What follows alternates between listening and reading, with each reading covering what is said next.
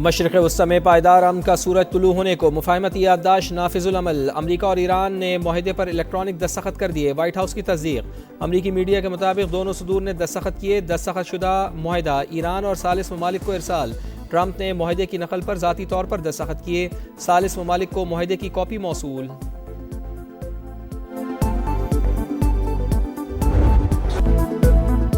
معاہدے کا احترام یقینی نہ بنایا تو ایران پر بمباری کریں گے۔ تہران اب نہ جوہری ہتھیار بنائے گا نہ ہی خریدے گا۔ امید ہے کہ ایرانی قیادت کا رویہ پہلے سے بہتر ہوگا۔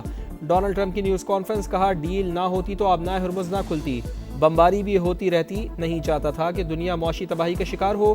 امریکی صدر کا پاکستان اور قطر میں شراکت داروں سے اظہار تشکر، بولے پاکستان نے معاہدے کے لیے بہت زیادہ محنت کی۔ وزیر اعظم پاکستان نے کہا بڑا کام ہونے جا رہا ہے، کسی کو یقین نہیں آئے گا۔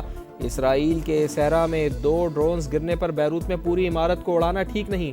نتن یاہو کو سمجھا دیا کہ ایک ایٹم بم گرا تو پورا اسرائیل ختم ہو جائے گا۔ امریکہ انہیں اس خطرے سے بچا رہا ہے۔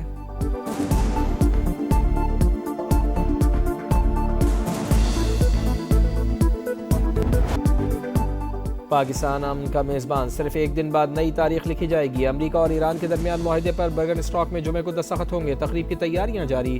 سوئس حکومت نے سیکیورٹی انتظامات کے تحت فوج تعینات کرنے کی منظوری دے ڈالی۔ سیاحتی مقام کی فضائی حدود بھی عارضی طور پر بند رہے گی۔ ایرانی وفد کی قیادت اسپیکر باقر غالباف کریں گے۔ امریکہ کی جانب سے JD وینس شریک ہوں گے۔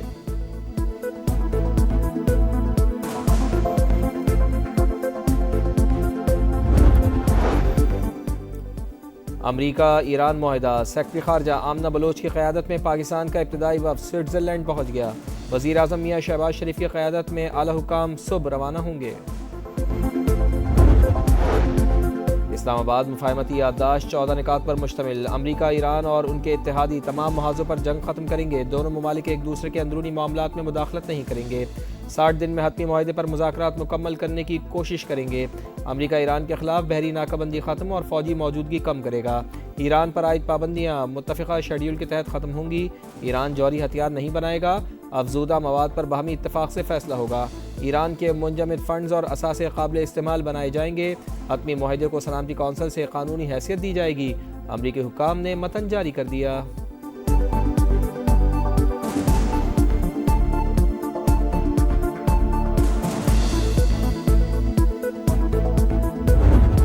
پاکستان امن کا میزبان، امریکہ اور ایران کے درمیان معاہدے پر برگن اسٹاک میں جمعے کو دستخط ہوں گے۔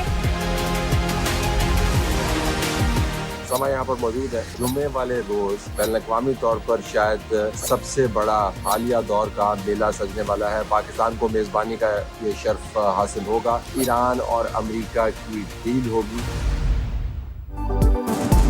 تاریخی لمحات کی تاریخی کوریج، سما سب سے آگے برگن اسٹاک پہنچ گیا۔ براہ راست مستند اپڈیٹ، سفارتی سرگرمیاں اور ہر اہم پیش رفت حسب روایت سب سے پہلے ناظرین تک پہنچائے گا۔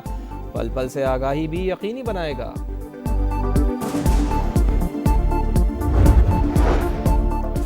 امن کی کوششیں کامیاب، خطے میں کشیدگی کے بادل چھٹ گئے۔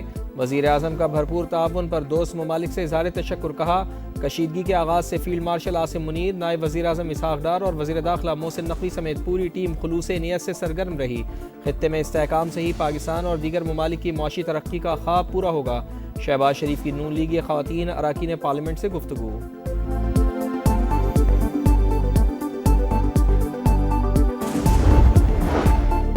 حکومت اور پیپلز پارٹی کے درمیان معاملات طے، وزیر اعظم نے بجٹ پر تحفظات دور کر دیے۔ بلاول بھٹو اسمبلی اجلاس کا بائیکاٹ ختم کرنے پر آمادہ، آج بجٹ پر اظہار خیال کریں گے۔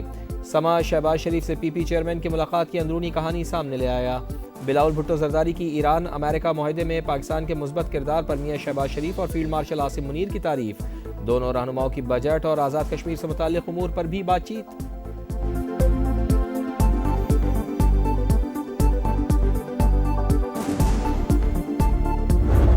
بات ہو رہی ہے کہ بھائی تم 3 مہینے کا، ان کو بھی KFC کی ڈیل دی ہے کہ تم 3 مہینے کا بجٹ پاس کر لو، کام چلاؤ آگے۔ تو اگر آپ خان کا مخلص ہیں نا، آپ وہ ڈیل لیں، آگے بڑھیں، آگے بڑھ کے یہ جارہ تاری چھوڑ دیں۔ ابھی ہم اس پہ بھی ایگری نہیں ہے۔ اب سن لینا، ہم ابھی اسی پہ ایگری نہیں ہے کہ ہم نے بجٹ پیش کرنا ہے نہیں کرنا۔ کل ہماری کوئی ڈیل نہیں ملی۔ KP حکومت بجٹ پاس کرے، بانی سے ملاقات ہو جائے گی۔ PTI کو 3 ماہ کا بجٹ پاس کرنے کی ڈیل دی گئی ہے۔ انہیں اپنے لیڈر سے محبت ہے تو پھر یہ ڈیل لیں۔ سہیل آفریدی کی نوکری خطرے میں ہے، سینیٹر فیصل واؤڈا کی پروگرام ندیم ملک لائیو میں گفتگو۔ وزیر اطلاعات خیبر پختونخوا شفیع جان بولے، ہمیں کوئی ڈیل نہیں ملی، بجٹ پیش کرنا ہے یا نہیں ابھی ہم متفق نہیں ہیں، بانی کے سوا وزیر اعلیٰ کو کوئی نہیں ہٹا سکتا۔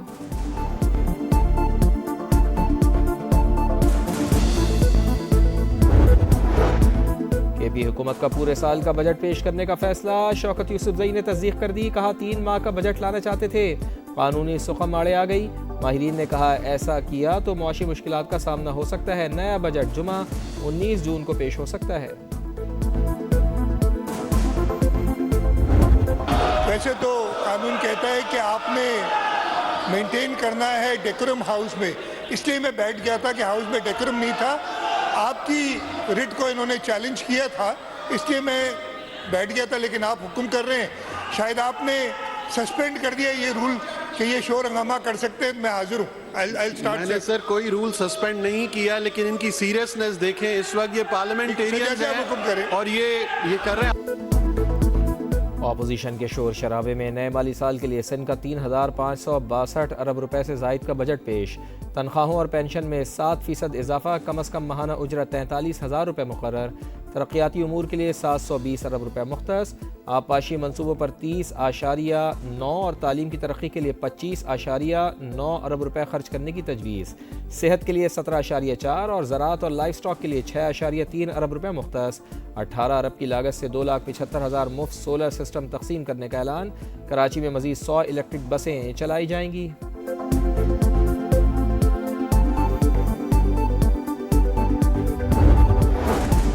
دو 2026-27 کے لیے بلوچستان کا بجٹ پیش، مجموعی حجم 1,089 ارب، غیر ترقیاتی اخراجات کے لیے 797 اور صوبائی ترقیاتی پروگرام کے لیے 206 ارب روپے مختص، نوجوانوں کے لیے 5,000 نئی اسامیاں تخلیق کرنے کا پلان، شعبہ صحت کی بہتری کے لیے 6 ارب روپے خرچ ہوں گے، وفاقی فنڈڈ منصوبوں کی مد میں 45 ارب اور فورن پروجیکٹ اسسٹنس کے تحت 40 ارب روپے تجویز۔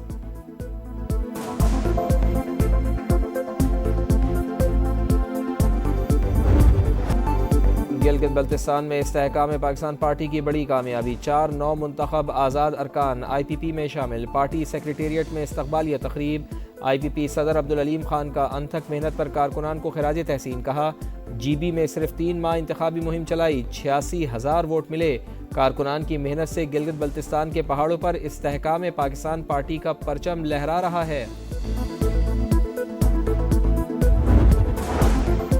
گلگت بلتستان میں حکومت سازی کا مشن، صدر نون لیگ حافظ حفیظ الرحمان سے پیپلز پارٹی GB کے صدر امجد حسین کی ملاقات، سیاسی صورتحال، حکومت سازی پر گفتگو، عوام کے بہترین مفاد کے لیے مشترکہ فیصلے کرنے پر اتفاق، GB 13 اور 16 میں ری پولنگ کی درخواست مسترد، الیکشن کمیشن کے مطابق دستیاب ریکارڈ کے مطابق نتائج جاری کیے جائیں گے۔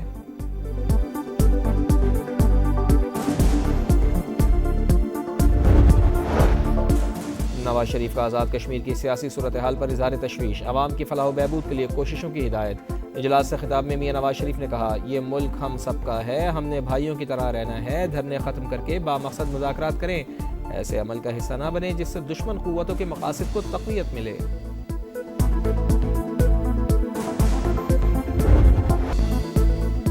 سانحہ چکوال، ننھی ہانیہ کی پوسٹ مارٹم رپورٹ نے دل دہلا دیے، CCD اہلکار کی فائرنگ سے 9 برس کی بچی کا جسم چھلنی، 11 نشان مل گئے، گولی لگ جانے سے دائیں ران کی ہڈی ٹوٹ گئی، دایاں پھیپڑا، جگر، بڑی اور چھوٹی آنت بھی شدید متاثر، خون کا زیادہ بہاؤ موت کی وجہ قرار، واقعے کی جوڈیشل انکوائری کے لیے متفرق درخواست دائر، لاہور ہائی کورٹ نے استدعا مرکزی اپیل کے ساتھ مقرر کرنے کی ہدایت کر دی، کرائم کنٹرول ڈپارٹمنٹ کے اہلکار نے ڈاکوؤں کے شعبے میں فائرنگ کی، پاکستانی نژاد آسٹریلوی بچی جان سے چلی گئی۔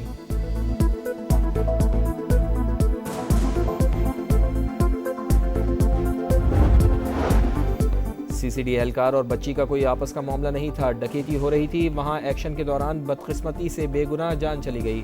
پنجاب کی سینئر وزیر مریم اورنگزیب کی گفتگو، کہا سانحہ چکوال کی رپورٹ آج وزیر اعلیٰ پنجاب کو پیش کی جائے گی، CCD سربراہ سہیل ظفر چٹھا اندھوناک واقعے پر تفصیلی پریس کانفرنس بھی کریں گے۔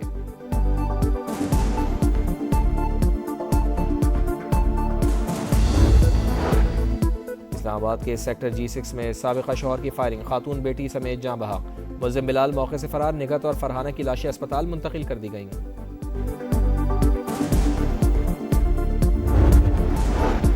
کراچی کے علاقے ملیر میمن گوٹ میں پولیس پر فائرنگ، 2 اہلکار زخمی، معاملے کی تحقیقات جاری۔ راولپنڈی میں افسوسناک واقعہ، آئی جے پی روڈ پر کچا اسٹاپ کے قریب بچہ سیوریج نالے میں ڈوب گیا، ریسکیو ٹیمیں تلاش میں ناکام، آپریشن روک دیا گیا۔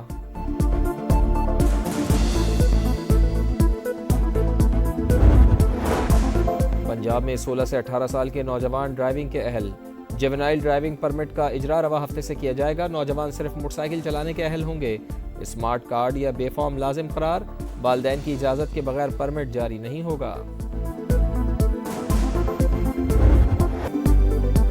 پاکستان کو T20 ورلڈ کپ میں دوسری شکست، جنوبی افریقہ نے گرین شرٹس کو 2 وکٹوں سے ہرا دیا، 127 رنز کا ہدف 19 گیندیں پہلے مکمل ہو گیا، ڈائریکسن نے 50 بنائی، فاطمہ ثنا کی آل راؤنڈ پرفارمنس ٹیم کو نہ بچا پائی، کپتان نے 3 وکٹیں حاصل کیں، 50 رنز پر 8 وکٹیں گرنے کے بعد 50 بھی بنائی، پاکستان کی 7 بیٹرز ڈبل فگر میں بھی داخل نہ ہو پائیں، قومی ٹیم کو پہلے میچ میں بھارت سے شکست ہوئی، تیسرا میچ 20 جون کو بنگلہ دیش سے ہوگا۔